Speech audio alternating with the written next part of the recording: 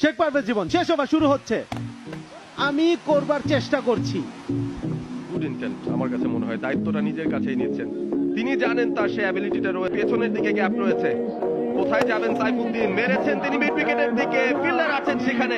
মাত্র একটা রান, মাত্র একটা রান। নাসুম স্ট্রাইকে এসেছেন। 4 বল থেকে প্রয়োজন 11। আবাহনী লিমিটেড আজকে তাদের ম্যাচটা জিতেছে ডিকেএসপিতে। খেলা এখনো বাকি রয়েছে। উঠিয়ে মেরেছেন, খেলা এখনো বাকি রয়েছে। নাসুম আহমেদ প্রয়োজনীয় 4টা রান বের করেছে মোহামেডান স্পোর্টিং ক্লাব। নাসুমের ব্যাট কথা বলছে এই মুহূর্তে। 3 বল থেকে 7 প্রয়োজন। পারভেজ জীবন টেনশনে, নাসুম টেনশনে। জায়গায় দাঁড়িয়ে শটটা খেলতে চাইলেন, টার্নে পরাস্ত। 2 বল থেকে 7। দায়িত্বটা মনে হচ্ছে নাসুমকে নিতে হবে ম্যাচটা জেতানোর।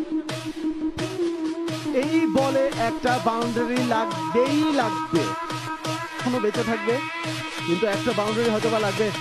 থার্ড আম্পায়ারের স্বর্ণপূর্ণ হয়েছেন স্কয়ার লেগ আম্পায়ার স্টাম্পিং এর জন্য। কোনো সন্দেহ নেই এখানে, একেবারেই ফেয়ার ডেলিভারি শেখ পারভেজ জীবনের কাছ থেকে।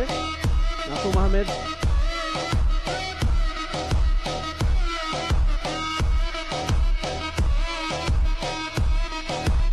একটা কথা একটুখানি জানিয়ে দিতে চাই যে ম্যাচ যদি টাইও হয় তবু আবাহনী চ্যাম্পিয়ন হয়ে যাবে। সুতরাং মোহামেডানের 7টা রান করতে হবে।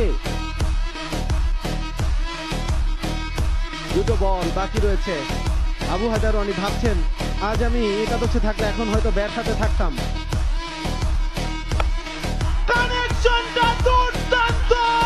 নাসুম আহমেদ উড়ে উড়ে অনেক দূরে।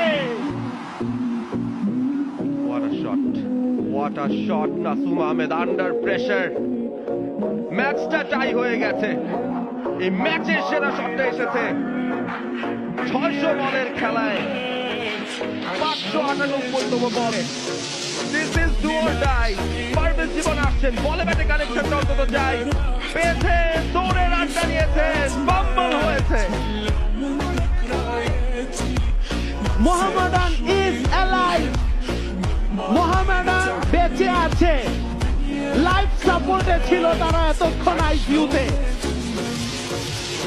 লাইফ সাপোর্টে ছিল এবং বেঁচে আছে এখন। হ্যাঁ, তারা শ্বাস নিচ্ছে মোহামেডান স্পোর্টিং ক্লাব।